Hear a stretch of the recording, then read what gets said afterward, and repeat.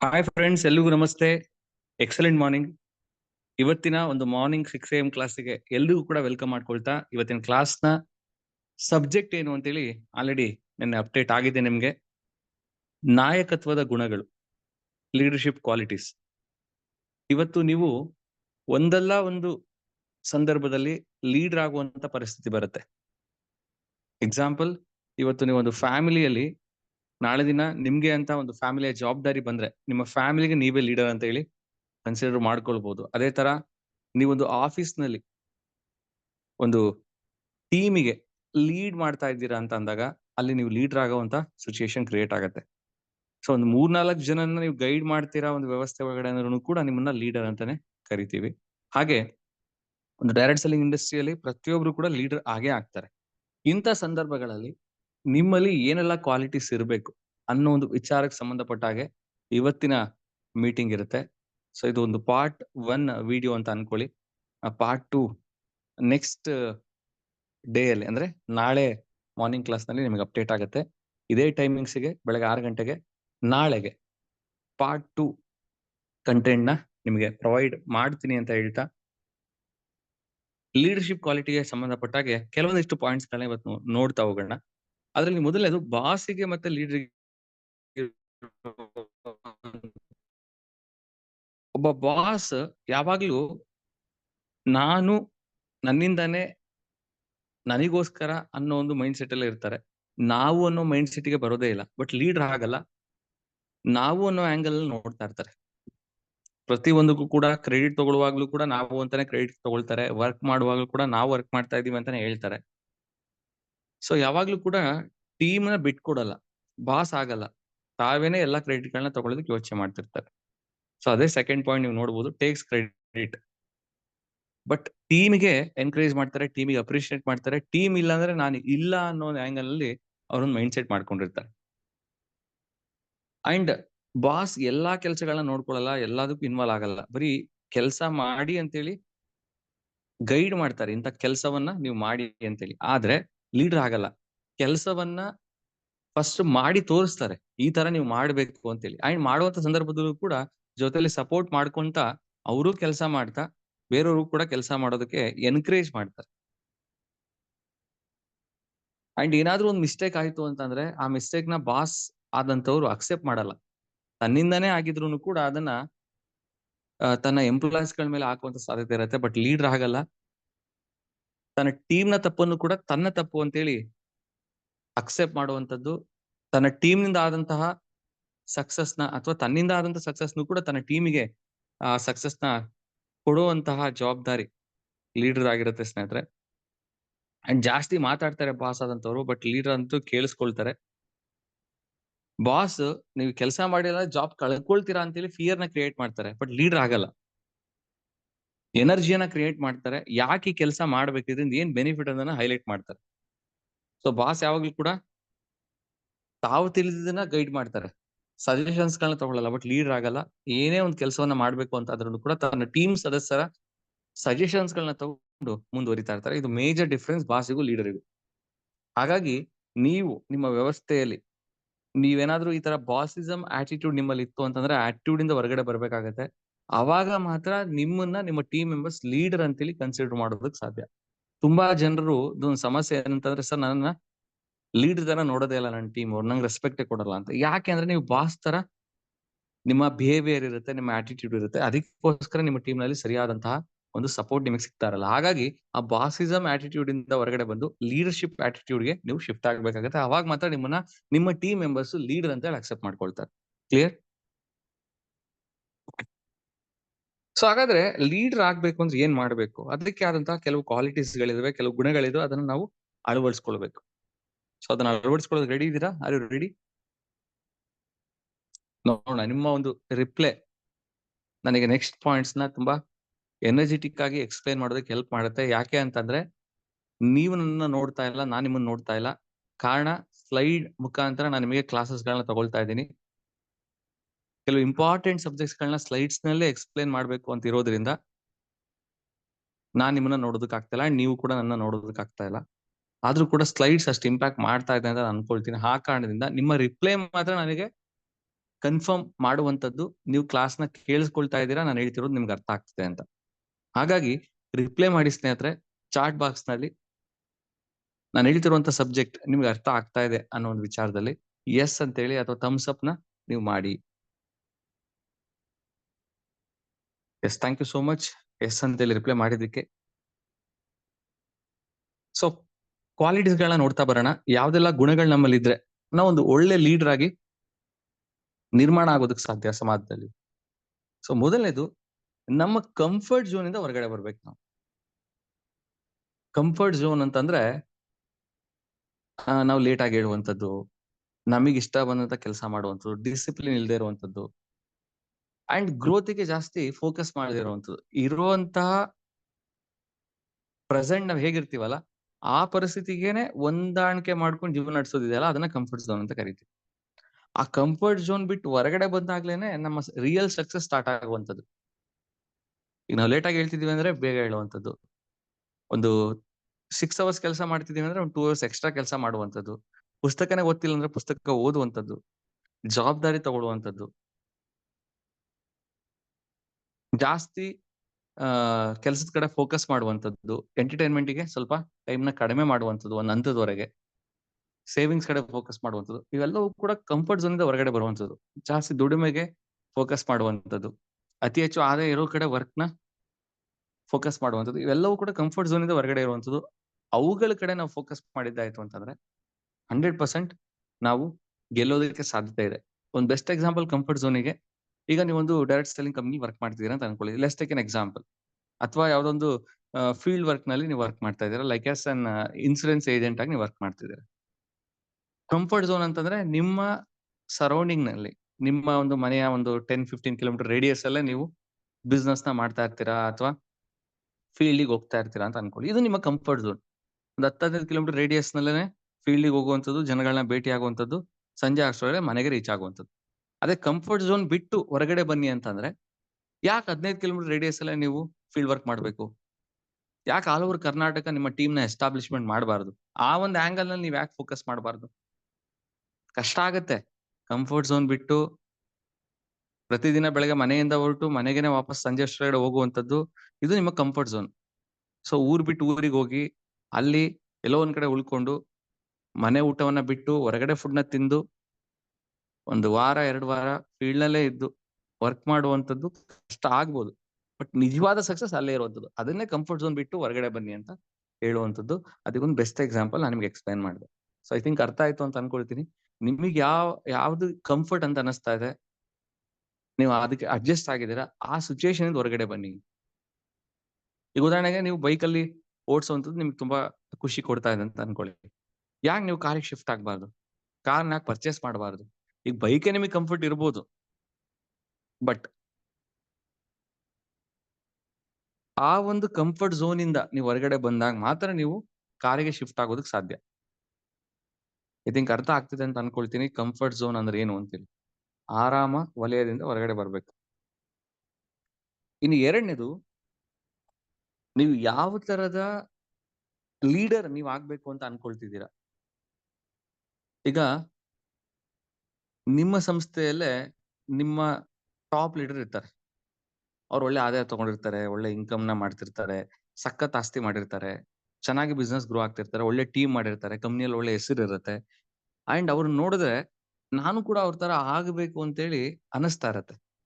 ಅಂತವ್ರನ್ನ recognise ಮಾಡಿ, ಅಂತವ್ರನ್ನ find out ಮಾಡಿ, ಅವ್ರನ್ನ ಸ್ಟಡಿ ಮಾಡೋಕ್ ಸ್ಟಾರ್ಟ್ ಮಾಡಿ. ಅವ್ರು ಹೇಗ್ ಮಾತಾಡ್ತಾರೆ, ಅವ್ರ ಡ್ರೆಸ್ ಕೋಡ್ ಹೇಗಿರುತ್ತೆ, ಅಂಡ್ ಅವ್ರು ಯಾವ ತರ ಟೀಮ್ ಬಿಲ್ಡ್ ಮಾಡ್ತಾ ಇದಾರೆ, ಯಾವ ತರ ಟೀಮಿಗೆ ಎಜುಕೇಟ್ ಮಾಡ್ತಾರೆ, ಯಾವ ತರ ಅವರು ಒಂದು ಟೈಮ್ ನ ಮ್ಯಾನೇಜ್ಮೆಂಟ್ ಮಾಡ್ತಾರೆ. ಇವೆಲ್ಲವನ್ನು ಕೂಡ ನೀವು ಅಧ್ಯಯನ ಮಾಡ್ತಾ ಹೋದಾಗೆ, ಅವ್ರನ್ನ ಸ್ಟಡಿ ಮಾಡ್ತಾ ಹೋದಾಗೆ, ನಿಮಗೆ ಗೊತ್ತಿಲ್ಲದೆ ನೀವು ಅವ್ರ ತರ ಆಗ್ತಾ ಹೋಗ್ತೀರಿ. ನಾವು ಯಶಸ್ವಿ ವ್ಯಕ್ತಿಗಳನ್ನ ಫಾಲೋ ಮಾಡಿದ್ರೆ ನಾವು ಯಶಸ್ವಿ ವ್ಯಕ್ತಿಗಳಾಗ್ತೀವಿ. ನಾವು ಜೀವನದಲ್ಲಿ ಫೇಲ್ಯೂರ್ ಆಗ್ತಿರೋರ್ನ ಫಾಲೋ ಮಾಡಿದ್ರೆ ನಾವು ಕೂಡ ಫೇಲ್ಯೂರ್ ಆಗ್ತೀವಿ. ಹಂಗಾಗಿ ನಾವ್ ಯಾವ ತರದ ನಾಯಕ ಆಗಬೇಕು ಅಂತ ಅನ್ಕೊಳ್ತೀವಿ, ಲೀಡರ್ ಆಗ್ಬೇಕು ಅಂತ ಅನ್ಕೊಳ್ತೀವಿ, ಅವ್ರನ್ನ ಸ್ಟಡಿ ಮಾಡೋದಕ್ಕೆ ಸ್ಟಾರ್ಟ್ ಮಾಡಿ.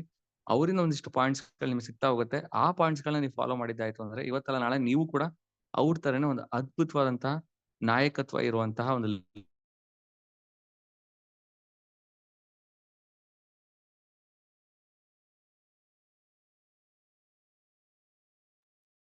ಇನ್ನು ಮೂರನೇ ಪಾಯಿಂಟ್, ಯಾರ್ಯಾರೆಲ್ಲ ನಿಮಗೆ ಒಂದು ಒಳ್ಳೆ ಲೀಡರ್ಸ್ ಅಂತ ಅನಿಸ್ತಾರೆ ಅಂತ ಲೀಡರ್ಸ್ ಕಡೆಯಿಂದ ಸಜೆಷನ್ಸ್ ಗಳನ್ನ ತಗೊಳ್ಳುವಂಥದ್ದು. ಸೊ ನಾನು ಕೂಡ ನಿಮ್ ತರ ಒಂದು ಒಳ್ಳೆ ಲೀಡರ್ ಆಗ್ಬೇಕು ಅಂತಿದ್ದೀನಿ, ಜೀವನದಲ್ಲಿ ಸಾಧನೆ ಮಾಡ್ಬೇಕು ಅಂತ ಅನ್ಕೊಂಡಿದ್ದೀನಿ, ಕನಸುಗಳನ್ನ ಇಟ್ಕೊಂಡಿದ್ದೀನಿ, ಆಸೆಗಳನ್ನ ಇಟ್ಕೊಂಡಿದ್ದೀನಿ. ಅವೆಲ್ಲ ಕನಸುಗಳು ನನಸಾಗ್ಬೇಕು, ನಿಮ್ ತರ ನಾನು ಕೂಡ ಅಚೀವ್ಮೆಂಟ್ ಮಾಡ್ಬೇಕು, ನನಗೇನಾದ್ರೂ ಸಲಹೆಗಳನ್ನ ಕೊಡ್ತೀರಾ? ಈ ತರ ನೀವು ಅವ್ರ ಹತ್ರ ಕೇಳಿದ್ರೆ ಪ್ರತಿಯೊಂದು ಲೀಡರು ಅವರ ಎಕ್ಸ್ಪೀರಿಯನ್ಸ್ ಮೇಲೆ ಅವರೊಂದಿಷ್ಟು ಸಲಹೆಗಳನ್ನ ಕೊಡ್ತಾರೆ. ಆ ಸಲಹೆಗಳನ್ನ ನೀವು ನೋಟ್ ಮಾಡ್ಕೊಳ್ಳಿ. ಅದರಲ್ಲಿ ನಿಮಗೆ ಯಾವ್ದು ಅನ್ವಯ ಆಗುತ್ತೆ, ಯಾವ್ದು ನಿಮಗೆ ತುಂಬಾನೇ ಇಂಪಾರ್ಟೆಂಟ್ ಅಂತ ಅನ್ಸುತ್ತೆ, ಅದನ್ನ ನೀವು ಫಾಲೋ ಮಾಡಕ್ ಸ್ಟಾರ್ಟ್ ಮಾಡಿ. ನೀವು ಕೂಡ ಒಂದು ಒಳ್ಳೆಯ ನಾಯಕ ಆಗೋದಕ್ಕೆ ಸಾಧ್ಯತೆ ಇರುತ್ತೆ. ಇನ್ನು 4ನೇದು, ಈ ಲೀಡರ್ ಆಗೋಕ್ ಸಂಬಂಧಪಟ್ಟ ಹಾಗೇನೆ ರಿಸರ್ಚ್ ಮಾಡಿ ಸ್ನೇಹಿತರೆ. ಪುಸ್ತಕಗಳನ್ನ ಓದಕ್ ಸ್ಟಾರ್ಟ್ ಮಾಡಿ, ಜೀವನಕ್ಕೆ ಸಂಬಂಧಪಟ್ಟಂತಹ ಕ್ಲಾಸಸ್ ಗಳಿಗೆ ಅಟೆಂಡ್ ಮಾಡಿ. ಈಗ ಆಲ್ರೆಡಿ SHK ವೆಲ್ನೆಸ್ ಫೌಂಡೇಶನ್ ಇಂದ ಒಂದು ಅದ್ಭುತವಾದಂತ ಲೈಫ್ ಎಜುಕೇಶನ್ ಸ್ಟಾರ್ಟ್ ಆಗಿದೆ. ಲೈಫ್ ಎಜುಕೇಶನ್ ಕ್ಲಾಸಸ್ ಗಳು ಸ್ಟಾರ್ಟ್ ಆಗಿದೆ. ಎವ್ರಿ 10 ಡೇಸಿಗೊಮ್ಮೆ ಒಂದು ಜೀವನದಲ್ಲಿ ದೊಡ್ಡ ಸಾಧನೆ ಮಾಡಿರುವಂತಹ ಒಂದು ಅಂತಾರಾಷ್ಟ್ರೀಯ ಪ್ರಶಸ್ತಿ ವಿಜೇತರಾದಂತಹ sir doctor SS Kulkarni sir ಕಡೆಯಿಂದ ಎವ್ರಿ 10 ಡೇಸಿಗೊಮ್ಮೆ ಕ್ಲಾಸಸ್ ಸ್ಟಾರ್ಟ್ ಆಗಿದೆ. ಅದರದ್ದು ಇಂಟ್ರೊಡಕ್ಷನ್ ಮತ್ತೆ 23ನೇ ತಾರೀಕಿಗಿದೆ. ನೀವು ಬೇಕಾದ್ರೆ ಆ ಇಂಟ್ರೊಡಕ್ಷನ್ ಸೆಷನ್ಗೆ ಲಿಂಕ್ ಬೇಕು ಅಂತಂದ್ರೆ ನಂದು ನಂಬರ್ ಡಿಸ್ಕ್ರಿಪ್ಷನ್ ಅಲ್ಲಿದೆ. ಆ ನಂಬರ್ಗೆ ನೀವು ವಾಟ್ಸ್ಆಪ್ ಮಾಡಿ 23ನೇ ತಾರೀಕು ಇಂಟ್ರೊಡಕ್ಷರಿ ಸೆಷನ್ ಕ್ಲಾಸ್ ಬೇಕು ಅಂತಂದ್ರೆ ಆ ಲಿಂಕ್ ನ ನಿಮಗೆ ಫಾರ್ವರ್ಡ್ ಮಾಡ್ತೀನಿ. ಸೊ ಈ ತರ ಡಿಫ್ರೆಂಟ್ ಸಾಧಕರಿಂದ ನೀವು ಕ್ಲಾಸಸ್ ಗಳನ್ನ ಕೇಳೋದು, ಪುಸ್ತಕಗಳನ್ನ ಓದುವಂಥದ್ದು, ಇದನ್ನೆಲ್ಲ ನೀವು ಮಾಡ್ತಾ ಹೋದಾಗೆ ನೀವು ಒಂದು ಒಳ್ಳೆ ಲೀಡರ್ ಆಗೋದಕ್ಕೆ ಸ್ಟಾರ್ಟ್ ಮಾಡ್ತೀರಾ. ಒಂದು ಒಳ್ಳೆ ವ್ಯಕ್ತಿತ್ವ ಅಂತ ವ್ಯಕ್ತಿಯಾಗಿ ಬದಲಾವಣೆ ಆಗೋದಕ್ಕೆ ಶುರು ಆಗ್ತೀರಾ. ಸೊ ಈ ಒಂದು ಪಾಯಿಂಟ್ ಕೂಡ ತುಂಬಾ ಇಂಪಾರ್ಟೆಂಟ್. ಇನ್ನು 5ನೇದು, ಪ್ಲಾನಿಂಗ್ ನ ನೀವು ಮಾಡಬೇಕು. ಯಾವ್ದೇ ಕೆಲಸ ಆಗ್ಲಿ, ಟೀಮ್ ವರ್ಕ್ ಅಂತ ಬಂದಾಗ ಫಸ್ಟ್ ಪ್ಲಾನಿಂಗ್ ಮಾಡ್ಬೇಕು. ಯಾವ ತರ ನಾನು ಒಂದು ಕೆಲಸವನ್ನ ಯಶಸ್ವಿ ಮಾಡ್ಬೇಕು, ಸಕ್ಸಸ್ಫುಲ್ ಮಾಡ್ಬೇಕು. ಸ್ಟೆಪ್ ನಂಬರ್ 1 ಇದನ್ನ ಮಾಡ್ಬೇಕು, ಸ್ಟೆಪ್ ನಂಬರ್ 2 ಇದನ್ನ ಮಾಡ್ಬೇಕು, ಸ್ಟೆಪ್ ನಂಬರ್ 3 ಇದನ್ನ ಮಾಡ್ಬೇಕು. ಈ ತರ ಸ್ಟೆಪ್ ಬೈ ಸ್ಟೆಪ್ ನೀವು ಪ್ಲಾನ್ ಮಾಡ್ಕೊಂಡು ಒಂದು ಯೋಜನೆ ನೀವು ಮಾಡ್ಕೊಂಡಿದ್ದಾಯ್ತು ಅಂತಂದ್ರೆ 100% ನೀವು ಒಂದು ಒಳ್ಳೆ ಲೀಡರ್ ಆಗೋದಕ್ಕೆ ಸಾಧ್ಯ. ಅಂಡ್ ನಿಮ್ಮ ಟೀಮಿಗೆ ನೀವೊಂದು ನಂಬಿಕಸ್ಥ ವ್ಯಕ್ತಿ ನೀವು ಆಗ್ಬೇಕು ಸ್ನೇಹಿತರೆ. ಒಂದು ಸಮಾಜಕ್ಕೆ ಅಥವಾ ಒಂದು ಟೀಮಿಗೆ ಅಥವಾ ಒಂದು ವ್ಯಕ್ತಿಗೆ ನೀವು ಒಂದು ಒಳ್ಳೆ ನಂಬಿಕಸ್ಥ ವ್ಯಕ್ತಿ ಆಗ್ಬೇಕು ಅಂದ್ರೆ ಏನ್ ಮಾಡ್ಬೇಕು? ನೀವೇನ್ ಮಾತು ಕೊಡ್ತೀರಾ ಆ ಮಾತಿಗೆ ತಕ್ಕ ಹಾಗೆ ನಡ್ಕೊಳ್ಳುವಂತದ್ದೇ ಒಬ್ಬ ವ್ಯಕ್ತಿಗೆ ನಂಬಿಕೆ ಬರೋದಕ್ಕೆ ಸಾಧ್ಯ. ಇವತ್ತು ನಾನು ಇನ್ನೊಂದು ಮಾತು ಕೊಟ್ಟಿರ್ತೀನಿ ಅಂತ ಅನ್ಕೊಳ್ಳಿ, ಇಂಥ ಟೈಮಿಗೆ ನಾನು ಬರ್ತೀನಿ ಅಥವಾ ಇಂಥ ಒಂದು ಸಪೋರ್ಟ್ ನಾನು ಮಾಡ್ತೀನಿ ಅಂತ ಹೇಳಿ. ಅದನ್ನ ಮಾಡಿದಾಗ ಮಾತ್ರ ತಾನೇ ನೆಕ್ಸ್ಟ್ ವಿಚಾರದಲ್ಲಿ ನಾನು ಮಾತು ಕೊಟ್ಟಾಗ ನೀವು ನಂಬಿಕೆ ಇಡೋದಕ್ಕೆ ಸಾಧ್ಯ ನನ್ನ ಮೇಲೆ. ನಾವೇನೇ ಹೇಳಿದ್ರು ಕೂಡ ನೀವು ಬಿಲೀವ್ ಮಾಡೋದಕ್ಕೆ ಸಾಧ್ಯ.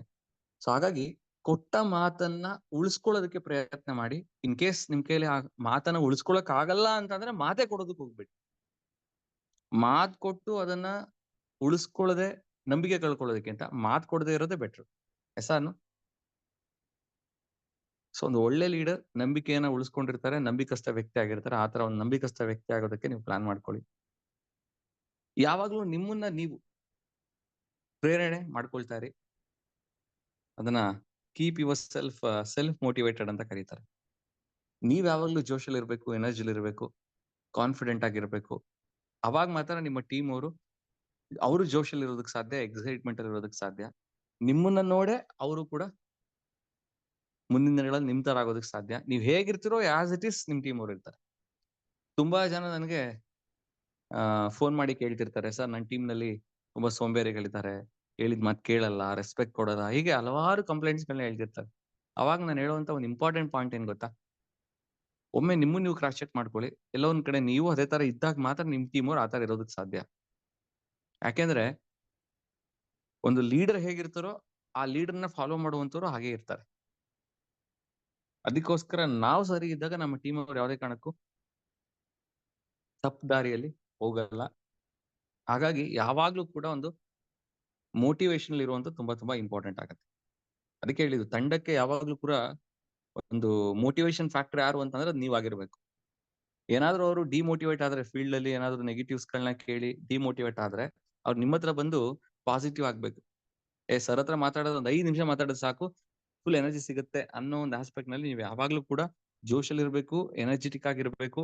ಟೀಮ್ ಅಲ್ಲಿ ಏನೇ ಒಂದು ಸಲಹೆಗಳನ್ನ ಕೇಳ್ಕೊಂತ ಬಂದ್ರು ಕೂಡ ನೀವು ಯಾವಾಗ್ಲೂ ಅವರಿಗೆ ಪಾಸಿಟಿವ್ ವಿಚಾರಗಳನ್ನ ತುಂಬುವಂತ ಒಂದು ಶಕ್ತಿಯ ಕೇಂದ್ರ ನೀವಾಗಿರ್ಬೇಕು ಸ್ನೇಹಿತರೆ. ಕ್ಲಿಯರ್? ಅಂಡ್ ಯಾವಾಗ್ಲೂ ಸಕ್ಸಸ್ ನ ಪಡೆಯೋದಕ್ಕೆ ಒಂದು ಎಂತೂಸಿಯಾಸಮ್ ಅಲ್ಲಿ ಇರ್ಬೇಕು, ಉತ್ಸುಕರಾಗಿರ್ಬೇಕು. ಜೀವನದಲ್ಲಿ ಎಲ್ಲವನ್ನು ಕಳ್ಕೊಂಡು ಇನ್ನೇನ್ ಜೀವನನೇ ಮುಗ್ದೋಯ್ತು ಅನ್ನೋ ತರ ಇದ್ದಾಗ ನಾವು ಲೀಡರ್ ಆಗೋದಕ್ಕೆ ಸಾಧ್ಯತೆ ಇಲ್ಲ. ಎಸ್ತಾನು ಯಾವುದಕ್ಕೂ ಹೆದರದೆ ಧೈರ್ಯದಿಂದ ಲೈಫ್ ನ ಲೀಡ್ ಮಾಡ್ಬೇಕು. ಯಾವಾಗ ನಾವು ಧೈರ್ಯವಂತರಾಗಿರ್ತೀವಿ ಅವಾಗ ಮಾತ್ರ ನಮ್ಮ ಟೀಮ್ ಅವರು ಕೂಡ ಧೈರ್ಯವಂತರಾಗಿರೋದಕ್ಕೆ ಸಾಧ್ಯ. ಯಾವ್ದಕ್ಕೂ ಹೆದರಬಾರ್ದು. ಒಂದ್ ನೆನಪಲ್ಲಿ ಇಟ್ಕೊಳ್ಳಿ, ಜೀವನದಲ್ಲಿ ಪ್ರತಿಯೊಂದಕ್ಕೂ ಪರಿಹಾರ ಇದ್ದೇ ಇರುತ್ತೆ. For every problem there is a solution. ಒಮ್ಮೆ ನೀವೇ ಕ್ರಾಸ್ ಚೆಕ್ ಮಾಡ್ಕೊಳ್ಳಿ ನಿಮ್ ಲೈಫ್ ಅಲ್ಲಿ, ಇಂತ ಒಂದು ಪ್ರಾಬ್ಲಮ್ ಬಂತು ಸರ್, ಬಟ್ ಆ ಪ್ರಾಬ್ಲಮ್ ಗೆ ಸೊಲ್ಯೂಷನ್ ಇಲ್ಲ, ಆ ತರ ಇನ್ನೂ ಕೂಡ ಅದು ಪ್ರಾಬ್ಲಮ್ ಆಗಿ ಉಳ್ಕೊಂಡಿದೆ ಅಂತ ಯಾವ್ದಾದ್ರು ಒಂದು ವಿಚಾರ ಹೇಳಿ ನೋಡೋಣ. ಪ್ರತಿಯೊಂದಕ್ಕೂ ಪರಿಹಾರ ಕಂಡ್ಕೊಂಡಿದ್ದೀರಾ ಅಲ್ವಾ? ಅದೇ ತರ ಪ್ರತಿಯೊಂದು ಸಮಸ್ಯೆಗೆ ಪ್ರತಿಯೊಂದು ಪರಿಹಾರ ಇದ್ದೇ ಇರುತ್ತೆ. ಹಾಗಾಗಿ ಆ ಪರಿಹಾರದ ಕಡೆ ಫೋಕಸ್ ಮಾಡಿ, ಯಾವ್ದೇ ಸಮಸ್ಯೆ ಬಂದ್ರು ಧೈರ್ಯವನ್ನ ಕಳ್ಕೊಳ್ಬೇಡಿ. ಕ್ಲಿಯರ್? ಅಂಡ್ ವಿಷನರಿ ಇರಬೇಕು ಒಬ್ಬ ಲೀಡರ್ ಅಂದ್ರೆ. ಬರೀ ಇವತ್ತು ನಾಳೆ ಮಾತ್ರ ನೋಡಬಾರ್ದು. ನೆಕ್ಸ್ಟ್ 5 ವರ್ಷಕ್ಕೆ ನಾನು ಮತ್ತೆ ನನ್ನ ಟೀಮ್ ಎಲ್ಲಿರ್ಬೇಕು, ಯಾವ ತರ ನಮ್ಮ ಅಚೀವ್ಮೆಂಟ್ಸ್ ಇರಬೇಕು, ಯಾವ ತರ ಸಾಧನೆಯನ್ನ ನಮ್ಮ ಟೀಮ್ ಮುಖಾಂತರ ನಾನು ಮಾಡಿಸ್ಬೇಕು, ಈ ತರದ ಒಂದು ವಿಷನ್ ನಮ್ಮಲ್ಲಿ ಇತ್ತು ಅಂತ ಅಂದ್ರೆ, ಲೆಟ್ಸ್ ಟೇಕ್ ಎನ್ ಎಕ್ಸಾಂಪಲ್. ನೀವು ಒಂದು ಡೈರೆಕ್ಟ್ ಸೆಲ್ಲಿಂಗ್ ಅಲ್ಲಿ ಇದ್ದೀರಾ ಅಂತಂದ್ರೆ, ನನ್ನ ಟೀಮ್ ನಲ್ಲಿ ನೆಕ್ಸ್ಟ್ 5 ವರ್ಷದಲ್ಲಿ 100 ಜನಕ್ಕೆ ನಾನು ಕಾರ್ ಕೊಡಿಸ್ಬೇಕು, 100 ಜನ ನಾನು ಫಾರಿನ್ ಟ್ರಿಪ್ ಕರ್ಕೊಂಡು ಹೋಗ್ಬೇಕು. ಈ ತರದ ನೆಕ್ಸ್ಟ್ 5 ವರ್ಷದ ಪ್ಲಾನ್, 10 ವರ್ಷದ ಪ್ಲಾನ್ ನಿಮ್ಮಲ್ಲಿ ಇತ್ತು ಅಂತ ಅಂದ್ರೆ, ನೀವು ಯಾವುದೇ ಕಾರಣಕ್ಕೂ ಕಾನ್ಫಿಡೆನ್ಸ್ ನ ಕಳ್ಕೊಳ್ಳಲ್ಲ. ಆಲ್ವೇಸ್ ಫೋಕಸ್ ಇರ್ತೀರಾ, ನಿಮ್ಮ ಅಚೀವ್ಮೆಂಟ್ಸ್ ಕಡೆ ಮಾತ್ರ ನಿಮ್ಮ ಫೋಕಸ್ ಇರುತ್ತೆ. ಯಾವುದೇ ರೀತಿ ಡೈವರ್ಷನ್ಸ್ ನ ನೀವು ಮಾಡ್ಕೊಳ್ಳಲ್ಲ. ಒಬ್ಬ ಲೀಡರ್ ಆದಂತವ್ರು ವೆರಿ ಇಂಪಾರ್ಟೆಂಟ್ ಆಗಿ ಮಾಡ್ಬೇಕಿರುವಂತದ್ದು, ತಾವ್ ಏನೆಲ್ಲ ಕಲಿತಾರೆ ಫಸ್ಟ್ ಅದನ್ನ ಟೀಮಿಗೆ ಶೇರ್ ಮಾಡುವಂತದ್ದು. ಅದು ಯಾವುದೇ ವಿಚಾರ ಆಗ್ಲಿ. ಅಂಡ್ ಓನ್ಲಿ ಪಾಸಿಟಿವ್ ವಿಚಾರಗಳನ್ನ ಮಾತ್ರ ಶೇರ್ ಮಾಡ್ಕೋಬೇಕು. ಯಾವುದೇ ಕಾರಣಕ್ಕೂ ನೆಗೆಟಿವ್ ವಿಚಾರಗಳನ್ನ ಟೀಮ್ಸ್ ಜೊತೆ ಶೇರ್ ಮಾಡ್ಕೊಳ್ಬಾರ್ದು. ತುಂಬಾ ಜನ ನೆಗೆಟಿವ್ ಶೇರ್ ಮಾಡ್ಕೊಳ್ತಾರೆ, ಪಾಸಿಟಿವ್ ಶೇರ್ ಮಾಡ್ಕೊಳ್ತಾರೆ. ಸೊ ಟೀಮಿಗೆ ಓನ್ಲಿ ಪಾಸಿಟಿವ್ ನ ಶೇರ್ ಮಾಡ್ಬೇಕು. ಅಂಡ್ ರೆಗ್ಯುಲರ್ ಆಗಿ ಅವರಿಗೆ ಟ್ರೈನ್ ಮಾಡ್ಬೇಕು. ಹೇಗೆ ವರ್ಕ್ ಮಾಡ್ಬೇಕು, ಯಾವ ತರ ಇರಬೇಕು, ಯಾವ ತರ ವರ್ಕ್ ಮಾಡಿದ್ರೆ ಯಾವ ತರ ಆ ಕೆಲಸವನ್ನ ಕಂಪ್ಲೀಟ್ ಮಾಡೋದಕ್ಕೆ ಸಾಧ್ಯ, ಇವೆಲ್ಲವನ್ನು ರೆಗ್ಯುಲರ್ ಆಗಿ ನೀವು ಟ್ರೈನಿಂಗ್ ಮಾಡ್ತಾ ಹೋದಾಗ ನಿಮ್ ತರನೇ ನಿಮ್ಮ ಟೀಮ್ ಮೆಂಬರ್ಸ್ ಗಳು ಸ್ಟಾರ್ಟ್ ಆಗ್ತಾರೆ. ನಿಮ್ಮ ನಾಲೆಡ್ಜ್ ಅವ್ರಿಗೆ ಪಾಸ್ ಮಾಡಿದಾಗ ಮಾತ್ರ ಅವರು ಕೂಡ ಒಂದು ಒಳ್ಳೆ ವ್ಯಕ್ತಿತ್ವ ಇರುವಂತ ವ್ಯಕ್ತಿ ಆಗೋದಕ್ಕೆ ಸಾಧ್ಯ, ಒಳ್ಳೆ ಲೀಡರ್ ಆಗೋದಕ್ಕೆ ಸಾಧ್ಯ.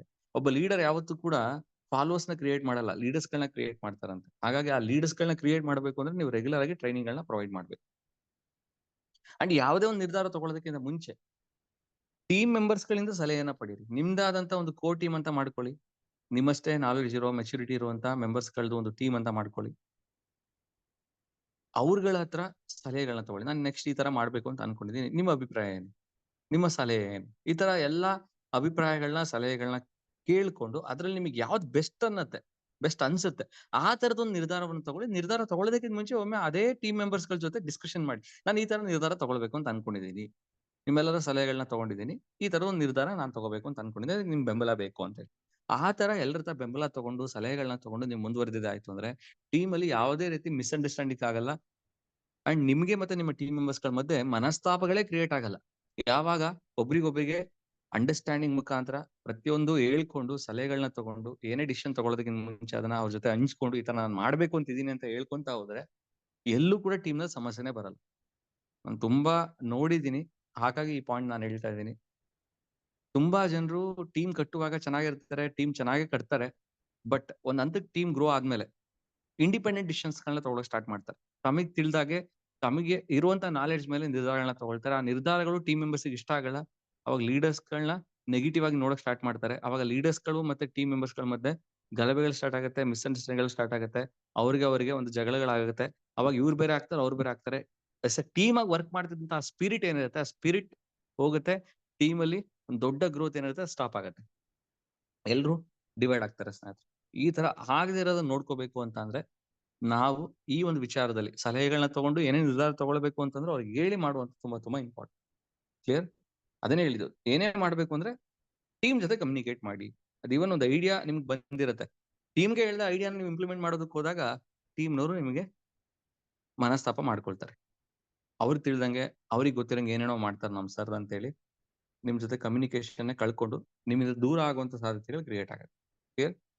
ಏನೇ ಪ್ರಾಬ್ಲಮ್ ಬರಲಿ ಅದಕ್ಕೆ ಪರಿಹಾರ ಕಂಡುಹಿಡಿಯುವಂತದ್ರ ಕಡೆ ಫೋಕಸ್ ಮಾಡಿ. ಒಬ್ಬ ಲೀಡರ್ಗೆ ಮೇಜರ್ ಆಗಿ ಬೇಕಾಗಿರೋ ಇಂಪಾರ್ಟೆಂಟ್ ಕ್ವಾಲಿಟಿ ಏನ್ ಗೊತ್ತಾ? ಏನೇ ಪ್ರಾಬ್ಲಮ್ ಬರಲಿ ಟೀಮ್ ನಲ್ಲಿ ಅದನ್ನ ಸಮಾಧಾನವಾಗಿ ತಗೊಂಡು ಅದಕ್ಕೆ ಪರಿಹಾರ ಇದೆ ಅಂತ ಅನ್ಕೊಂಡು ಆ ಪರಿಹಾರದ ಕಡೆ ಗಮನ ಹರಿಸುವಂತದ್ದು. ಆ ಪ್ರಾಬ್ಲಮ್ ನ ಚರ್ಚೆ ಜಾಸ್ತಿ ಮಾಡದೆ, ಯಾಕೆ ಹಿಂಗಾಯ್ತು, ಏನಕ್ಕೆ ಹಿಂಗಾಯ್ತು, ಯಾರಿಂದ ಆಯ್ತು, ಇವೆಲ್ಲವನ್ನು ಜಾಸ್ತಿ ಚರ್ಚೆ ಮಾಡದೆ, ಸರಿ ಆಗಿದ್ದಾಗಿದೆ, ಇನ್ ಮುಂದೆ ಈ ತರ ನಾವು ಮಾಡದೇ ಇರೋ ತರ ನೋಡ್ಕೊಳ್ಬೇಕು ಅಂತ ಹೇಳಿ ಅದಕ್ಕೆ ಪರಿಹಾರ ಕಂಡುಹಿಡಿಯೋದ್ರ ಕಡೆ ಫೋಕಸ್ ಮಾಡ್ಬೇಕು. ಕ್ಲಿಯರ್? ಅದಕ್ಕೆ ಹೇಳ್ತಾರೆ ನಿಜವಾದ ಲೀಡರ್ಸ್ ಯಾವುದು ಕೂಡ ಫಾಲೋವರ್ಸ್ ನ ಕ್ರಿಯೇಟ್ ಮಾಡಲ್ಲ, ಅವರು ಅತಿ ಹೆಚ್ಚು ಲೀಡರ್ಸ್ ಗಳನ್ನ ಕ್ರಿಯೇಟ್ ಮಾಡ್ತಾರೆ. ನೀವು ಲೀಡರ್ ಆಗೋದಕ್ಕಿಂತ ಮುಂಚೆ ಯಶಸ್ಸು ಅನ್ನುವಂಥದ್ದು ನಮ್ಮನ್ನ ನಾವು ಗ್ರೋ ಮಾಡ್ಕೊಳ್ಳುವಂಥದ್ದು. ಅದಾದ್ಮೇಲೆ ನಾವು ಲೀಡರ್ ಆದ್ಮೇಲೆ ಬೇರೆಯವ್ರನ್ನ ಗ್ರೋ ಮಾಡಿಸುವಂತದ್ದೇ ನಿಜವಾದ ಸಕ್ಸಸ್ ಅಂತ ಹೇಳ್ತಾರೆ. ಫಸ್ಟ್ ಸಕ್ಸಸ್ ನಾವು ಗ್ರೋ ಆಗುವಂಥದ್ದು, ಸೆಕೆಂಡ್ ಸಕ್ಸಸ್ ಬೇರೆಯವ್ರನ್ನ ಗ್ರೋ ಮಾಡುವಂಥದ್ದು. ನೆಗೆಟಿವ್ ಪರಿಸ್ಥಿತಿಯಲ್ಲೂ ಕೂಡ ಪಾಸಿಟಿವ್ ಆಗಿರುವಂತಹ ಒಂದು ಮನಸ್ಥಿತಿಯನ್ನೇ ಲೀಡರ್ಶಿಪ್ ಅಂತ ಅನ್ನುವಂಥದ್ದು, ಅದನ್ನೇ ಒಂದು ನಾಯಕತ್ವ ಅಂತ ಅನ್ನುವಂಥದ್ದು ಸ್ನೇಹಿತರೆ. ಲೀಡರ್ಸ್ ಅನ್ನುವಂಥದ್ದು ಹುಟ್ಟುವಾಗ್ಲೇನೆ ಅವ್ರು ಲೀಡರ್ಸ್ ಆಗಿ ಬಂದಿರಲ್ಲ ಸ್ನೇಹಿತರೆ. ದಿನದಿಂದ ದಿನಕ್ಕೆ ಅವ್ರು ಲೀಡರ್ಸ್ ಆಗ್ತಾ ಹೋಗ್ತಾರೆ. ಅವರು ಲೀಡರ್ಸ್ ಆಗುವಂಥದ್ದು ಅವರ ಹಾರ್ಡ್ ವರ್ಕ್ ಇಂದ, ಎಫರ್ಟ್ಸ್ ಇಂದ, ಅದಕ್ಕೆ ಬೇಕಾಗಿರೋ ಎಲ್ಲಾ ವಿಚಾರದಲ್ಲೂ ಅವ್ರು ಸ್ಯಾಕ್ರಿಫೈಸ್ ಮಾಡ್ತಾರೆ. ಎಸಾನು ಅದರಿಂದ ಅವ್ರು ಲೀಡರ್ ಆಗ್ತಾರೆ. ಲೀಡರ್ ಅನ್ನುವಂಥವ್ರು ಒಂದು ದಾರಿಯನ್ನ ತೋರಿಸುವಂಥದ್ದು, ಫಸ್ಟ್ ಆ ದಾರಿಯನ್ನ ಅವ್ರು ನೋಡಿರ್ತಾರೆ, ಆ ದಾರಿಯಲ್ಲಿ ಅವ್ರು ಸ್ವಲ್ಪ ದೂರ ಹೋಗಿರ್ತಾರೆ, ಆ ದಾರಿಯಲ್ಲೇ ನಮ್ಮನ್ನ ಕರ್ಕೊಂಡು ಹೋಗ್ತಾರೆ. ಸೊ ಇದಾಗಿತ್ತು ಲೀಡರ್ಶಿಪ್ ಕ್ವಾಲಿಟೀಸ್ ಗೆ ಸಂಬಂಧಪಟ್ಟಂತಹ ಮೊದಲನೇ ಭಾಗ. ಎರಡನೇ ಭಾಗ ನಾಳೆ ಬೆಳಗ್ಗೆ 6 ಗಂಟೆಗೆ ಇರುತ್ತೆ. ಮಿಸ್ ಮಾಡಿದಾಗೆ ನಾಳೆ ಬೆಳಗ್ಗೆ 6 ಗಂಟೆಗೆ ಕ್ಲಾಸಿಗೆ ಕನೆಕ್ಟ್ ಆಗಿ ಇದೇ ಚಾನಲ್ ಇರುತ್ತೆ. ಅಂಡ್ ಒಂದು ಚಾನಲ್ ಮಾಡ್ಕೊಂಡಿದೀವಿ, ವಾಟ್ಸಪ್ ಚಾನಲ್. ಆ ಚಾನಲ್ ಅಲ್ಲಿ ಪ್ರತಿಯೊಂದು ಕ್ಲಾಸಿಗೆ ಸಂಬಂಧಪಟ್ಟಂಗೆ ಅಪ್ಡೇಟ್ ನಾವು ಮಾಡ್ತೀವಿ. ಇವನ್ ಆ ಚಾನಲ್ ನೀವು ಫಾಲೋ ಮಾಡಿಲ್ಲ ಅಂದ್ರೂ ಕೆಳಗಡೆ ಇರುವಂತ ನಂಬರಿಗೆ ಕಾಂಟ್ಯಾಕ್ಟ್ ಮಾಡಿ ನೀವು ಆ ಚಾನಲ್ದು ಡೀಟೇಲ್ಸ್ ತಗೊಂಡು ನೀವು ಕ್ಲಾಸಿಗೆ ಅಟೆಂಡ್ ಆಗ್ಬೋದು. ಅಂಡ್ ಇವತ್ತೇನ್ ನಾನು ಒಂದು ಕ್ಲಾಸ್ ಕೊಟ್ಟಿದ್ದೀನಿ, ಆ ನೋಟ್ಸ್ ಕೂಡ ನೀವು ಬೇಕು ಅಂತ ಅಂದ್ರೆ ಕೆಳಗಡೆ ಇರುವಂತ ನಂಬರ್ನ ನೀವು ಕಾಂಟ್ಯಾಕ್ಟ್ ಮಾಡ್ಕೊಂಡು ಆ ನೋಟ್ಸ್ ಅನ್ನ ಕಲೆಕ್ಟ್ ಮಾಡ್ಕೊಬಹುದು. ನಮ್ದೊಂದು ಕಮ್ಯುನಿಟಿ ಇದೆ, ಆ ಕಮ್ಯುನಿಟಿ ನಿಮ್ಗೆ ಜಾಯ್ನ್ ಆದ್ರೆ ಪ್ರತಿದಿನ ಫ್ರೀ ಆಗಿ ನಾವು ನಿಮ್ಗೆ PDF ನ ಕಳ್ಸಿಕೊಡ್ತೀವಿ. ಈ ನೋಟ್ಸ್ ನ ನಿಮಗೆ ಫಾರ್ವರ್ಡ್ ಮಾಡ್ತೀವಿ ಅಂತ ಹೇಳ್ತಾ ಎಲ್ರಿಗೂ ಒಳ್ಳೇದಾಗ್ಲಿ. ಮತ್ತೆ ನಾಳೆ ಬೆಳಗ್ಗೆ 6 ಗಂಟೆಗೆ ಕನೆಕ್ಟ್ ಆಗೋಣ. ಎಲ್ರಿಗೂ wish you all the best. Thank you so much. Have a nice day.